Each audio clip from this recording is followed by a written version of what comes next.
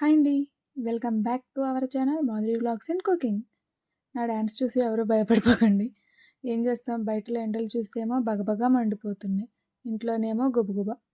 ఏదైనా చల్లగా వెళ్ళేసరికి ఇంకా డాన్స్ అలా వచ్చేసింది.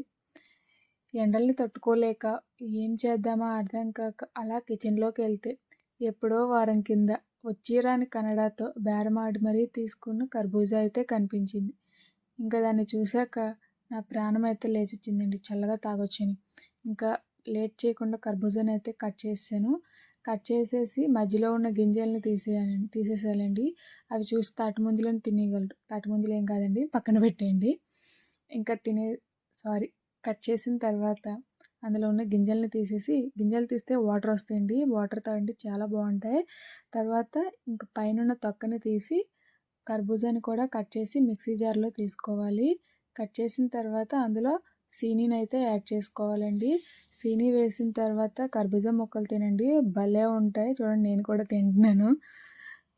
తర్వాత ఐస్ క్యూబ్స్ని కూడా వేసుకోండి, మరి చల్లచల్లగా కావాలి కదా మనకి. ఐస్ క్యూబ్స్ని ఒక 4-5 వేసుకొని కొద్దిగా వాటర్ని యాడ్ చేసి మిక్సీ పట్టుకుంటే సరే, టేస్టీ అయిన కర్బూజా జ్యూస్ అయితే రెడీ అయిపోతుంది. మీకు ఈ వీడియో నచ్చినట్లయితే వీడియోకి ఒక లైక్ ఇవ్వండి, ఛానల్ని సబ్స్క్రైబ్